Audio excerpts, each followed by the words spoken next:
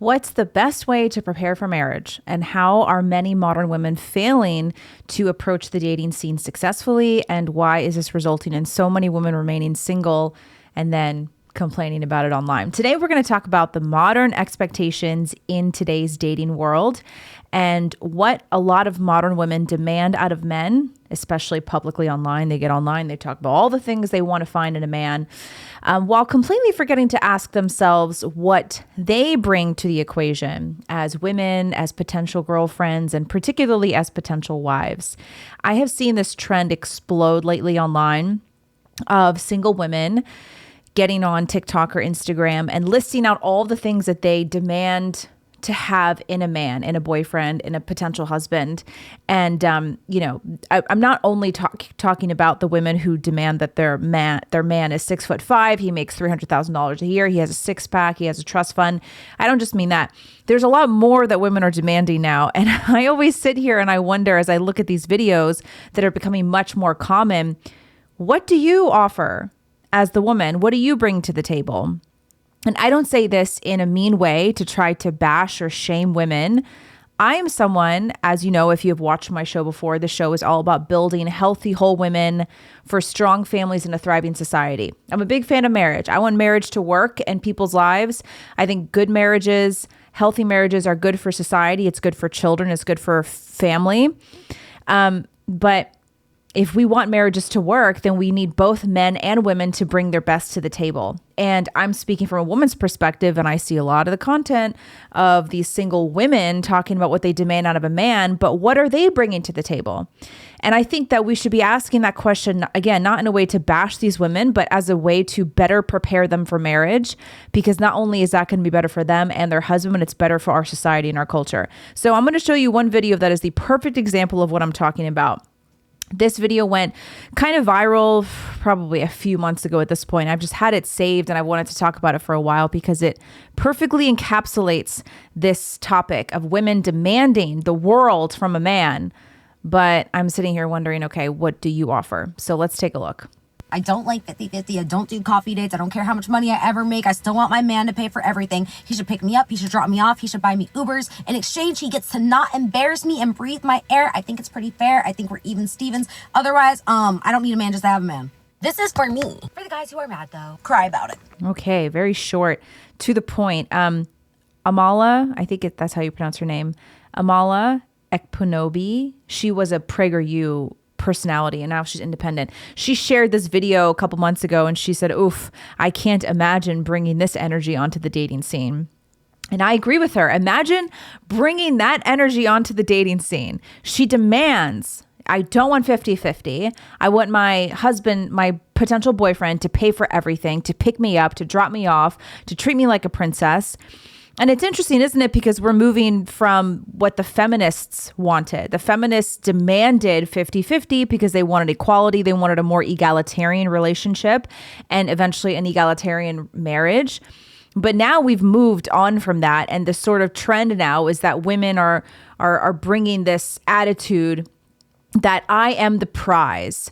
I am what you should be pining for. I am what you should be thankful for. So you need to show up and give me everything.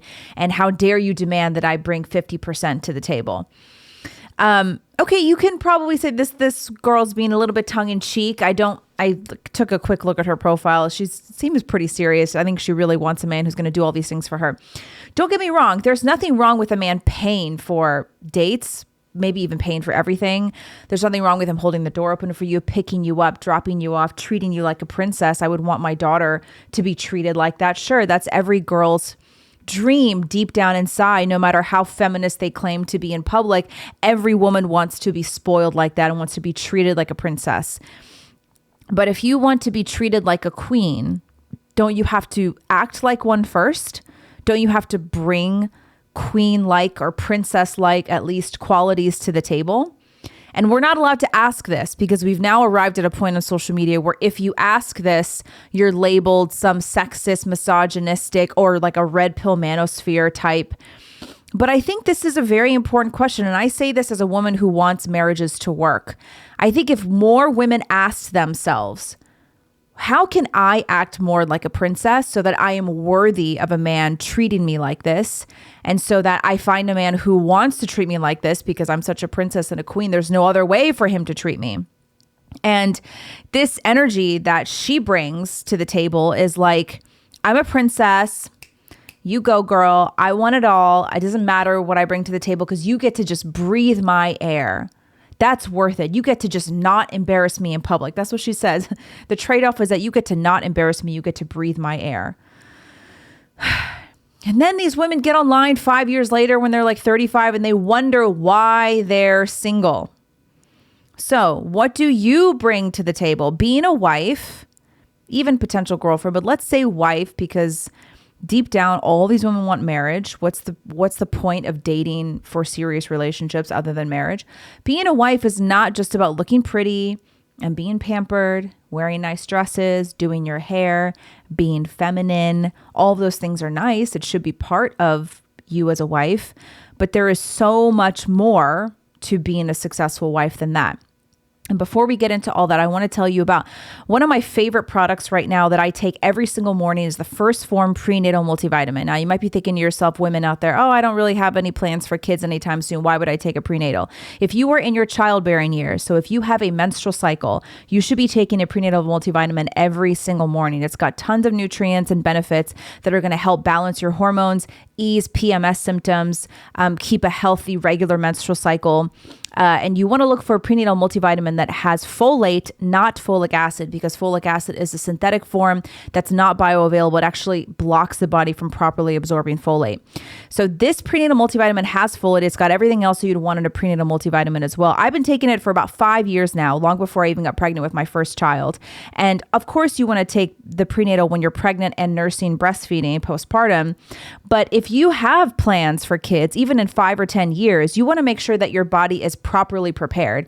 If you get that positive pregnancy test and you're like, okay, now I'll take a prenatal vitamin, that baby inside you already needs folate, already needs the B vitamins, vitamin C, selenium, zinc, all of it. So you want to prepare the body so that you have all those nutrients before you get pregnant. So as soon as the baby arrives in your belly, you are giving that baby the nutrients it needs. So if you have a menstrual cycle, I strongly suggest that you take the prenatal multivitamin every day. I've got lots of clients who take it as well. Somebody just sent me a message in my women's group and said they've got way more energy in the morning. Their menstrual cycle is much more manageable because of the combination of healthy diet, exercise, and that daily prenatal. So go to the show notes, click the link in my description to get this product. It is also from a fantastic company that is very patriotic and pro-America. So win, win, win.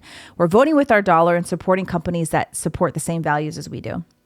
So let's get back to these women. It actually concerns me that so many women are taking this route, that they get online and they demand the world out of a man, especially when you consider the fact that the average modern woman in American society who is dating right now, she is, I'm not trying to be mean, but this is a fact at this point. Most of these women are inept at cooking and other domestic responsibilities, like caring for a home. They're usually not physically very healthy, usually on birth control. Hormones are out of whack. They're selfish. They're addicted to drama. They're materialistic. They're caught up in the consumerist lifestyle of the American culture. A lot of these women are very difficult to handle. I'm talking about most modern single women, not all of you out there. I know there are plenty of women out there who are not like this, but the fact of the matter is many of the women on the dating market right now are like this. And I know that the pool of eligible men is also shrinking slowly too. And we could do an entire episode on why that's happening, why fewer men want to get married, because of course, hookup culture and then all these other influences that convince men that marriage is not worth it anymore. But I'm talking about women today. So let's not do the whole whataboutism. Well, what about men? Men aren't eligible either. There are plenty of ineligible men as well. But today we're talking about these modern women who are ineligible because we've got to talk about both. And on this show, we talk about things from a woman's perspective and hopefully offer advice and tips for women to become more eligible. It concerns me that so many of these women demand to be treated like this. It actually, what it does is it's not even good for them, let alone the guys that they're trying to date, but they have this false sense of not arrogance isn't the word I'm looking for. They have this false sense of confidence and like their self-worth is just through the roof. And at the end of the day, that harms them. it's not useful or productive or helpful for you to have such a high view of yourself when in fact you're really not as eligible as you think you are. So what does it take to be a good wife? Because this is a question that I think we need to discuss, and it's important for young women to ask because, like I said, we want more successful marriages in this culture. Family is a bedrock of society. Marriage rates are going down. Fertility and birth rates are going down. And at the same time, it's no coincidence that our culture is just continuously spiraling down the drain. If we had stronger marriages and stronger families, it would be good for everybody. So what does it take to be a good wife? I'm not a perfect wife. I may not be an expert on it, but I can tell you I know what is wrong in a marriage and I know what works. I was divorced. I had a first marriage in my 20s that lasted like a year and a half. It is not something I'm proud of. It's of course one of those things that for a long time, I was ashamed of because I don't want any woman to go through divorce. Even if, luckily my situation was like, we were young and we weren't even close to having kids. So it was a very easy divorce, but still, I don't want any of you to go through divorce, no matter how quote easy it is. So I know what doesn't work in a marriage. And I've seen a lot more marriages crumble and fall around me too, whether it's family members or even friends. And I've even seen friends with kids get divorces. And that's when it's really, really bad. That's when it's even worse because there are children involved. But only by the grace of God have I learned how to be a better woman and how to be a better wife. And I've learned from people who are older than me, who are more experienced than me, who are more spiritually healthy than I am. And I think it's important that we pass these things down to young women because I want to help younger women realize that you can change and work on anything in yourself that's going to help you become an eligible wife. And that's what we should do for each other. And instead of all this social media competition and drama and bashing each other and saying all the things that wives are doing wrong, let's help each other be better wives and help younger women be better candidates for wifehood and marriage. So let's go over some of the top things that I think are important for women to prepare in order to be a good wife. Number one is your spiritual and emotional health. Taking responsibility for your own emotions. So I'm kind of lumping together spiritual and emotional health here, but we can talk more about the spiritual component first. I know not everyone who listens to the show is going to be a believer, but I'm going to tell you from personal experience and seeing a lot of couples around me, the strongest marriages are the ones that follow Christ and have a strong relationship, not only with Christ, but with their church. And I think that sort of image of the triangle where God is at the top, and then the closer that the husband and wife get to the top, get to God, the closer they are to each other. And so I think as a wife or as a single woman who's preparing for marriage, the best thing you can do is to make sure that you are spiritually healthy. I think so many of the issues that we see today in society with women and men too, is they're not prepared for marriage, they're selfish, they're all of these things, number one, because they are spiritually dead. So I would strongly encourage you to join a church, participate in the sacraments. Yes, go to regular confession, attend services regularly, go to divine liturgy regularly, find friends and mentors in the church that can help shape you and mold you and guide you. And this will help you learn self-sacrificial love. Because remember, what is marriage? Marriage is modeled off of Christ's relationship with the church. So men are called to lay down their life for their wife the same way that Christ laid down his life for the church. His church was the bridegroom, and in return, the wife would submit to the husband.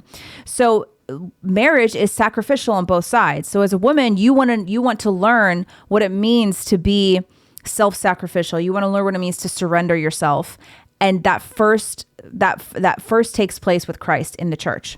So you have to be spiritually healthy. And that is directly connected to your emotional health. The more spiritually healthy you are, the more emotionally stable you're going to be. You have to learn how to take responsibility for your own emotions. I know this is really hard for women because we claim that men make us mad. She made me mad. He made me mad. He made me angry. Nobody makes you anything. I know that's a really, really hard one to stomach. It's been a tough one for me over the years. Nobody makes you feel anything. That doesn't mean that you should let somebody mistreat you, but it does mean that you have to take responsibility for your own emotions. And many times in a relationship and in a marriage, women, we're not very good at that. I'm not perfect at it. Of course, I've had plenty of times where I'm not good at it. I think I'm getting better at it. But taking responsibility for your own emotions means that you are not blaming your husband or your boyfriend for making you feel a certain way. If you have an issue with the way that he says something, or if you had an argument with him, you have to take it to him in a way that is going to be calm, cool, collected, and so you can discuss it without allowing your emotions to rule you and to control you. That's the first thing, is that women go into these marriages and they think that a marriage is a place where the husband's going to treat them well and treat them like a princess. You need to go in spiritually and emotionally sound and stable. And you are not going to do that if you are just relying on yourself. And this is the whole thing with the self-love, self-care, self-enlightenment thing. We are all fallen human beings. That's the nature of humanity. So if we're fallen, broken human beings, that means the answer is not inside yourself. Which is why the deeper that women get into self-care and self-love, the more miserable they are, because you cannot find the answer in yourself. The problem cannot also be the solution. So stop looking at yourself to be the one that's going to fix everything. Christ is the only one. He is the only truly healed one. He is the only full physician that can heal you. And so we have to turn to him.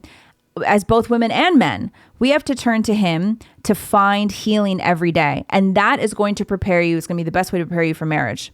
Secondly, domestic capabilities. I know many modern young women don't want to hear this, but yes, you should know how to care for a home. Basic things. Know how to cook and bake. Know how to clean and care for a home. How to do laundry properly. I can't believe I even have to say that, but I know there are a lot of young people out there who don't know how to properly do laundry. It doesn't mean you have to be Miss Martha Stewart and decorate the home perfectly and have it be some, what's the word? Not the starter home, but like the show house, you know, the homes that they display when they're trying to sell the house. It doesn't have to necessarily look like that, but just know how to cook, know how to be domestic, know how to care for the home, because you know what? That is your job as the wife. I know we've been taught that gender roles are silly and they don't exist, but they do. Your husband's not going to be the one to care for the home and make it a home instead of a house. No, that's the wife's job. It's going to fall on the wife and the mother. And that's something that we should enjoy. It's something that I enjoy doing. I'm not the best. I'm certainly no interior designer. I'm not great at decorating, but I am really good at cooking and cleaning and baking. Those are my strengths at home. We rarely ever eat out. I make lunch for my husband every single day of the week. So I meal prep at the beginning of the week. I make sure his lunch and his breakfast is packed every day. He leaves at like 5:30 in the morning to teach jujitsu, and then he goes straight to the office. So I make sure he's got breakfast and lunch every day. Little things like that will change your family's world. Of course, I cook for my kids, make sure that everyone is fed in the house at all times. We have healthy food stocked at all times. Little things like that, they go a long way. So if you are not comfortable in the house, I know this is going to be so offensive to many young women out there, but it's the truth, because the older you get, the more you realize that nobody else is going to do these things for you except yourself, unless you're mega millionaire, billionaire, and you can hire a whole staff to do it for you. If you're at that level, more power to you, but 99% of you are not. So be domestic. Ask if you don't know where to find tips and advice on how to be more domestic, go to your mom. If you don't have a relationship with your mom, or if your mom is not domestic, then find a mentor. Go online. YouTube has actually so many so many channels and videos about how to be more domestic. And I'm not just talking about the like shallow feminine, wear dresses at home and submit and be nice. I'm talking about actual domestic, not labor. I mean, it is. I know people hate the term domestic labor now, but there's so many resources online that you can look into. Number 3, this is related to emotional health, but it's really more about communication. Know your communication preferences and weaknesses. Every single person has personality differences. They have preferences in the way that they communicate, and it takes a good amount of self-awareness to understand what your weaknesses are and what your strengths are in communicating. This took me a long time. My husband and I have worked a lot on communication because I have realized what my tendencies are in communicating, and I've learned what his are. My tendency is fight. I'm like, when it comes to fight or flight, I'm fight. I want to like track you down and I want to hash it out right now. And I will like chase you around the house until we have the conversation and we sort it out.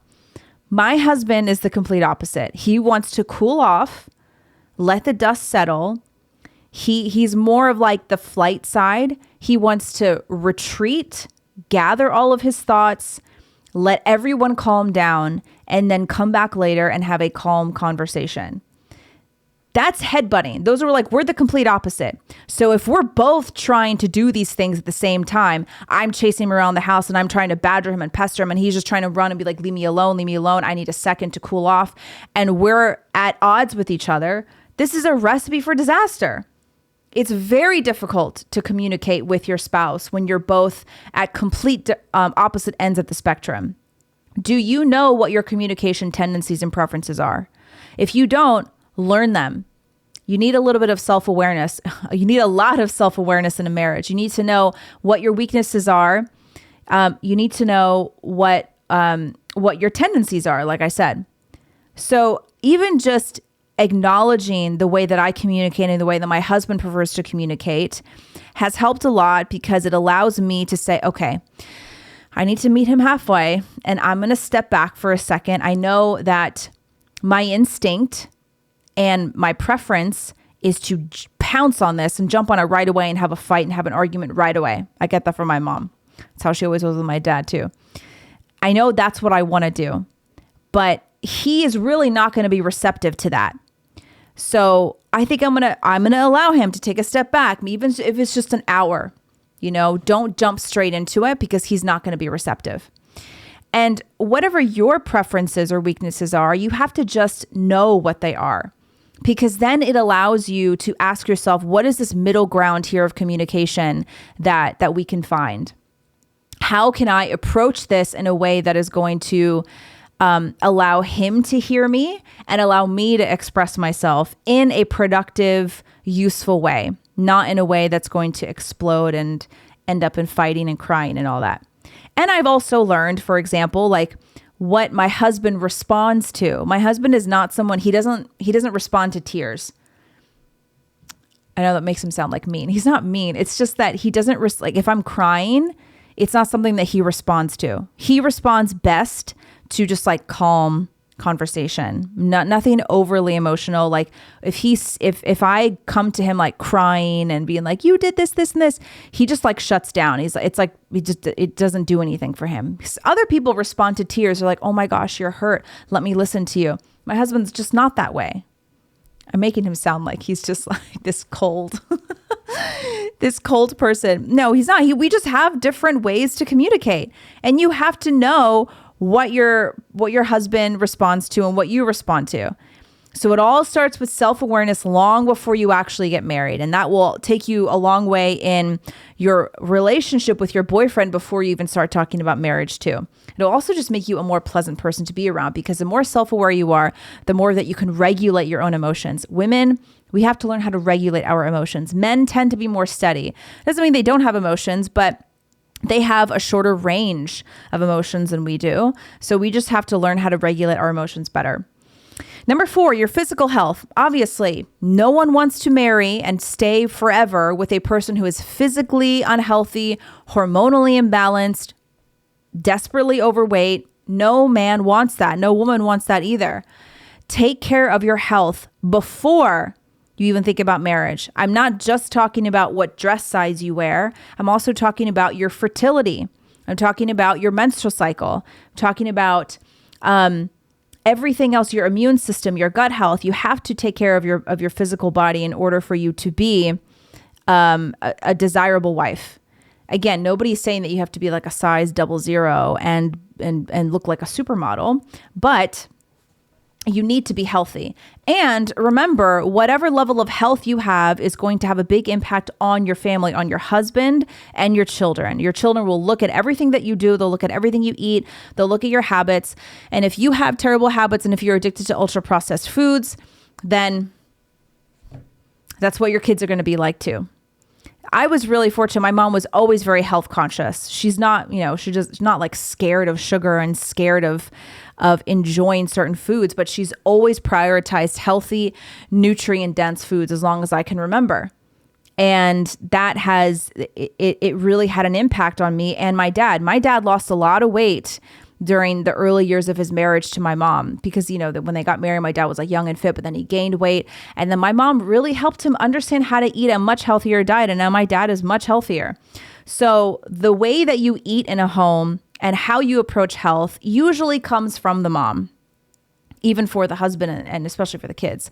So it's good to have healthy habits in place and have a good lifestyle before you even think about marriage. Number 5, social and familial relationships. The woman is really the heart of community in the home.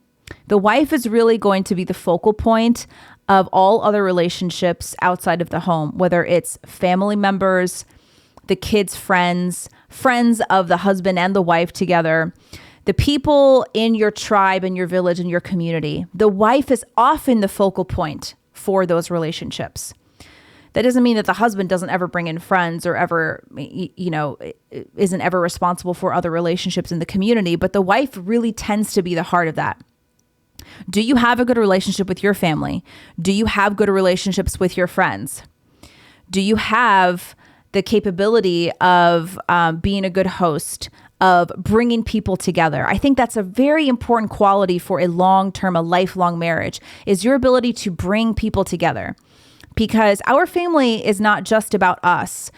The whole point of having a strong marriage and a strong family is the ripple effects that are going to resonate throughout your community and throughout society. And so if you are someone who is like just a total loner and you don't like anybody and you're not good at managing lasting friendships and relationships, that's not good. Because you as the wife are going to be that person who is bringing people together around the family. So it's good to practice and develop these good relationships and friendships with people around you. And it's also good to make sure that you have a good relationship with your family members. Now, if there's, I always get some fringe person in the comments. They're like, what if my parents were abusive? You're saying that I have to have a relationship with them? Nobody is saying that. Obviously, you need to set boundaries with family members or friends who have abused you. But I'm talking about just in regular cases in everyday life, you should have a good relationship with your family. My mom, she's Korean, and she always talks about how the role of the wife, she either brings the husband's family together or she completely breaks them apart. And a good example is someone like Meghan Markle. Meghan Markle, what did she do with her husband's family, with her in-laws? She completely separated her husband from his family, made him lose his royal title, dragged him to a different continent on the other side of the world. That is a prime example of how a wife can destroy a family. A wife can either bring the husband's family together or she can destroy them. And I think it's important for women to learn how to bring family together, how to manage family members that maybe are not your favorite people in the world, how to still be respectful and how to still integrate them into your social life so that you have a lasting family, an lasting extended family. So these are the tips that I would give to prepare women for marriage. I would love to hear more from you, any of the married women who are listening, any other things that you want to add in the comment section. I'm sure I'm missing a lot, but I think these are just like the top ones that I thought of. I want to see more women get married, and I want to see more women. Actually, you know what it reminds me of? It reminds me of that JFK quote when he was president. He said, "Ask not what your country can do for you, ask what you can do for your country." Now, if you apply that same concept to marriage, I would encourage women, when you're on the dating scene, don't constantly ask what men can do for you. Ask what you can do for your future husband. How can you serve him? How can you show up as a great wife? That doesn't mean that you completely let your own desires and your own needs and your own health fall to the wayside. The complete opposite. You should actually be healthy and have your cup full so that you can give to your loved ones. But instead of constantly asking, what can you do for me? What are you going to do for me? What are you going to buy for me? Where are you going to drive me? When are you going to get me? Ask what you bring to the table, because most modern women these days, unfortunately, don't bring much. And it doesn't have to be that way. I think every woman has a lot to bring to a marriage, but a lot of times she's just not bringing it for whatever reason. So I actually want to cover one other thing today. There was this viral story about the Miss Alabama pageant winner. Have you guys seen her? So this pageant was called National American Miss Pageant. There are a ton of different pageants. Like there's Miss Universe pageant, Miss America pageant. This is National American Miss Pageant. And this young woman was just crowned Miss Alabama for the National American Miss Pageant. Let's take a look because this is interesting. This is what she looks like. Look at that. In the middle there, she's in the red dress. For those of you who are just listening to the audio, there are 5 women in this pageant. The woman in the middle, who was just crowned Miss Alabama, is morbidly obese. Somebody commented, is that Chris Christie? Is that Chris Christie? And then Libs of TikTok responded, looked like Lizzo, but now that you mention it, I may be incorrect. So this poor girl is like so overweight. It's not even funny how unhealthy she looks. Look at this video here. You know their present makes them happy. So oh my goodness, she's in a the time we stood with our shaking hands, the crowds in stands went wild. Oh my. I just want to pause here for a second because, okay, so this kind of frame is indicative of metabolic dysfunction and severe hormonal imbalance. Anybody who has a large midsection, there's something unique about the large midsection. So that's why it's not only necessarily about weight, but it's also about how your body holds on to fat and where the fat is distributed. Like when you have a lot of fat in the midsection, this indicates visceral fat around the organs, which is metabolically active, very, very dangerous, very, very unhealthy. It looks like this woman has a butt in front. Like it looks like she has a second butt on the front of her body. That is so unhealthy. I cannot believe that we have crowned this Miss Alabama. Let's look at the rest of this video. She's practicing for the pageant here. She's got her high heels on. 1, 2, 3. And all the pieces fall, reaching for something in the distance, so close you can almost taste it. She would be so pretty. Inhibition, feel the rain on your skin. No one else can feel it for you. Only you can let it in. No one else can see. Okay, so that's Miss Alabama, guys. And here's one more photo. This is not funny. It's not. I mean, it is, but it isn't. It feels like a very dystopian future that we're living in, where we're supposed to just pretend. We're gonna pretend like this is totally normal and this is beautiful. I saw a tweet a couple weeks ago where a guy was like, "Pretty girls treat fat girls like they're special needs kids." It's so true. It's like, you know how when you're in school, like you treat the special needs kids, you're like, you're doing awesome. You're so awesome. Yeah. And the jocks will like always give high fives to the special needs kids. And they'll always like pump them up like, yeah, because you're being so nice to them because they're special needs. That's how hot girls treat fat girls. Yes, you go, girl. You slay, queen. You look amazing. Even though you're a size 18 or 20, you look so good. Why are you doing this? Why are we lying to her? I feel bad for her more than anybody else. I don't even feel bad for like the other women who didn't win the pageant. I feel bad for her because she's going to grow older and older and older. And she's going to believe this lie that she's beautiful and perfect. And it doesn't matter that she's morbidly obese. And she's going to pass away at a very young age. This is how you meet your premature end of life, by treating your body like this. And I'm sick and tired of pretending like that's not true. Because if we had any real compassion, if we cared at all about people, about this young woman, about women, about Americans, half of Americans are obese now. If we cared at all about other people, we would tell the truth and stop pretending like this is the norm, because this is disgusting. I'm sorry. It's not okay. It's the equivalent of glorifying a heroin addict who has a needle stuck in his arm. It's the equivalent of celebrating an alcoholic who is constantly drunk. It's not okay. And it's very indicative of the state of our culture. What kind of judges were like, oh yeah, she's the one, she's the winner? I don't even know where to start with this. I don't even know what to do or say. It's so disappointing. This is the state of women's beauty pageants. Oh, there was another pageant where a man won. I forgot which one that was, but I don't even know why these women compete anymore in this. Like if you have this happening, I would just quit. I'm like, what's the point of competing against this? This is a farce. It's a total scam. So that's what's happening in our culture today. And I'm over it. I'm so over it. I know that we should be polite and kind and compassionate, but I think in order to be kind and compassionate, you have to tell the truth, because truth is inseparable from real compassion. It's also inseparable from beauty. And this is not beautiful, because it's unhealthy. So that's all I got for today. I hope you guys are doing good. Hope you're doing well. I'm adjusting to the newborn life again. I'm just constantly living on that 3-hour cycle. All the moms out there, you know how it goes. Everything's on a 3-hour cycle, and just trying to find time to shower and eat and cook. So baby's napping right now. So if I have time, I'm also going to go cook and meal prep for the week. So that's all I got, guys. I will see you in the next episode. Let me know if there's anything you want me to cover. Don't forget to like and share this episode if you liked it, or even if you hated it, you can hate comment.